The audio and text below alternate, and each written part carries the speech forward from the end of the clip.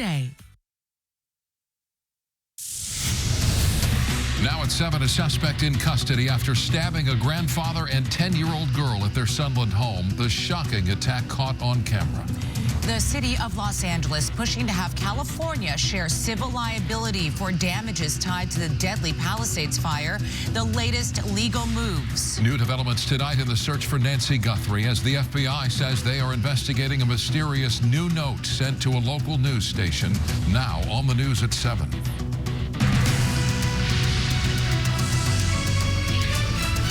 Good evening, I'm Micah Ullman. And I'm Cher Calvin. Developing news tonight out of Sunland, where a suspect is in custody after stabbing a grandfather and 10-year-old girl at their home. KTLA has obtained surveillance video of the violent attack. Gene Kang reports. Hi there. A young girl and her grandfather viciously attacked, stabbed in this Sunland neighborhood, apparently by a well-known neighbor. Police say that man is now under arrest. All of it caught on surveillance video.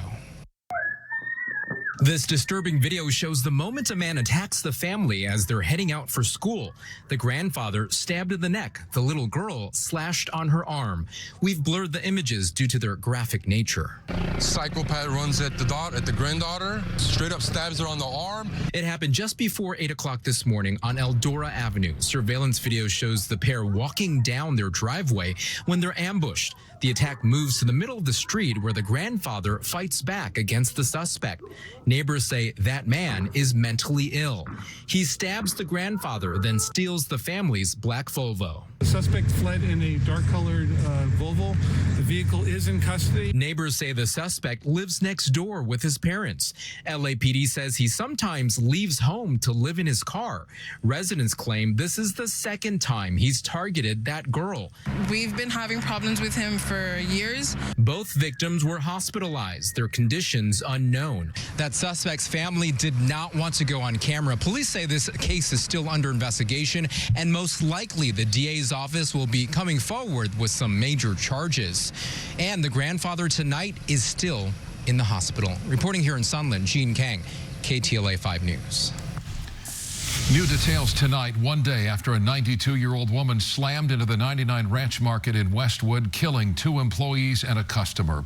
The LA County Medical Examiner identified 2 of the victims, 42-year-old Doris Reno and 28-year-old G. Dow. A man in his 50s was also killed. Many today voicing their concern about the driver's age and whether there should be additional testing for elderly drivers. Imprisoned former OC supervisor Andrew Doe has been formally disbarred. This after a state Supreme Court order in December.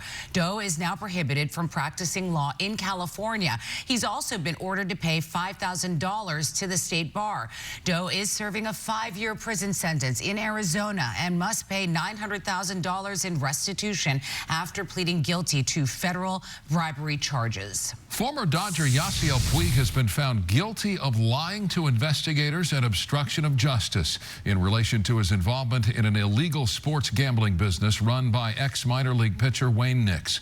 Puig originally agreed to a plea deal, but later backed out, saying he wanted to clear his name.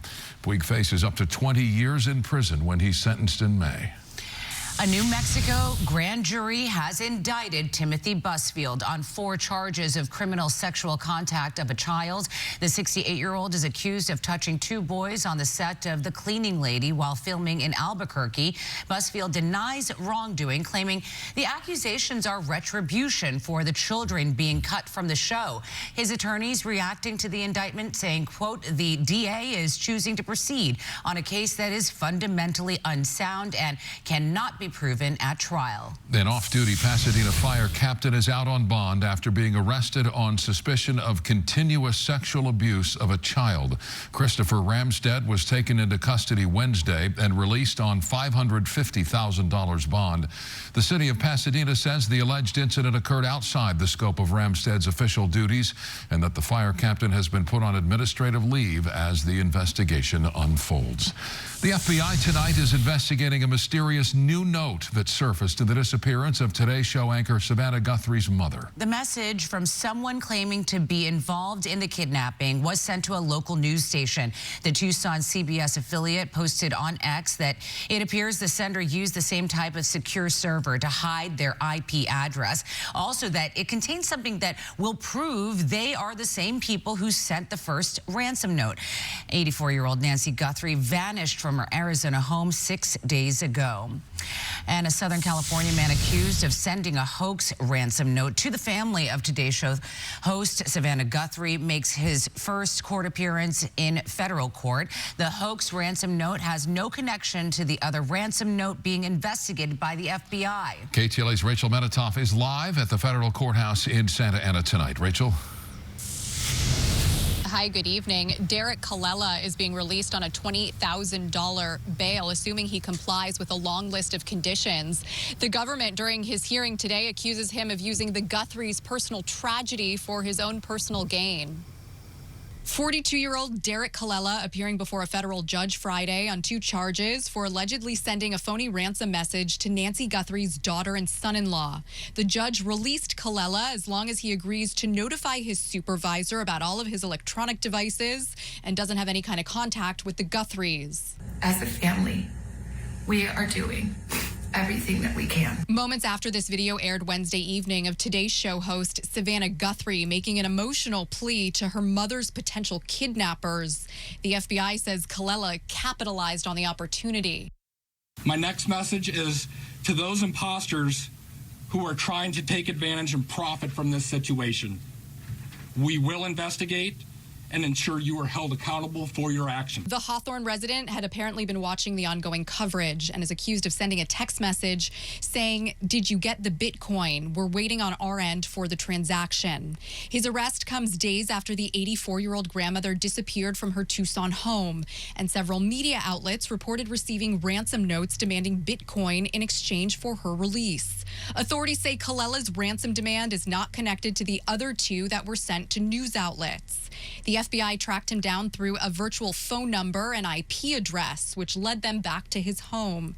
Colella was apparently arrested, read his rights, and then admitted to sending the text message, saying he got the family's contact information from a cyber website and was trying to see if the family would respond. Colella didn't enter a plea today, and his next court appearance will be next week in Tucson, Arizona. That's the very latest tonight. From Santa Ana, I'm Rachel Menitoff. Cher, Micah, back to you.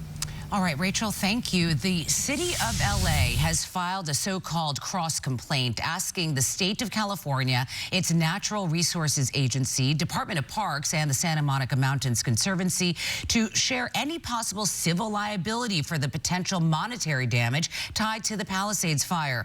All this as a judge is set to consider next week whether a lawsuit brought by more than 3,500 Palisade fire victims should be dismissed for not meeting the legal threshold to hold government agencies accountable for the catastrophe. Students across LA County staging walkouts again today to protest recent federal immigration operations. Sky 5 overhead as students from North Hollywood High marched down Lankershim Boulevard. Students in Burbank, Van Nuys, and Glendale also walked out. 6 people were arrested at a downtown student walkout Wednesday when those anti-ICE protests turned violent. No word on whether those arrested were students. A candidate for Long Beach mayor says he is receiving death threats after posting a video to social media about combating ICE. Rogelio Martinez posted the 3-minute video last week in front of Long Beach City Hall in which he said Long Beach PD were powerless against ICE and called on leaders from 55 local gangs to meet him to, quote, take back the city peacefully but with strong force, end quote. Martinez tells the LA Times he received a call from the FBI following the post. That post was removed by Meta. Following bipartisan backlash, President Trump's Truth Social account has deleted a video it shared in which Barack and Michelle Obama are briefly depicted as primates. The image comes at the end of a video on alleged voting anomalies in the 2020 election and appears to be taken from a Lion King parody that depicts several prominent politicians as animals. The White House initially called it fake outrage before blaming a staffer for posting it erroneously. Zubair al-Baghoush, one of the architects of the deadly 2012 attack on the U.S. consulate in Benghazi, Libya, has been arrested and extradited to the United States. Al-Baghoush is the third Islamic militant arrested in connection to the attack, which claimed the lives of Chris Stevens, Sean Smith, Glenn Doherty, and Tyrone Woods. The DOJ says al-Baghoush will be prosecuted on arson, murder, and terrorism charges. Virginia lawmakers have unveiled a proposed state congressional district map designed to help Democrats pick up 4 seats in the U.S. House, leaving Republicans with just 1. Governor Spanberger has now sent the proposed constitutional amendment to voters for approval. It comes despite a legal challenge over the map. The Virginia judge ruling last month it was illegal. Following several days of heavy sell-offs in the tech sector, stocks surged to close out the week. The Dow Jones soared 1,200 points, topping 50,000 for the first time in the index's 129-year history. Meanwhile, Bitcoin clawing back some of its losses after a 40% slide in recent months. The cryptocurrency up 11% today, moving back above 70,000. Vice President J.D. Vance and his family attended an ice dancing team event at the 2026 Winter Olympics in Milan today. It is the first stop for Vance on a trip combining diplomacy and sports. He is leading President Trump's delegation to the 2026 Winter Olympics and later stopping in Armenia and Azerbaijan in a show of support for a peace agreement brokered by the White House last year. Much more ahead on the KTLA 5 News at 7. The field is almost set.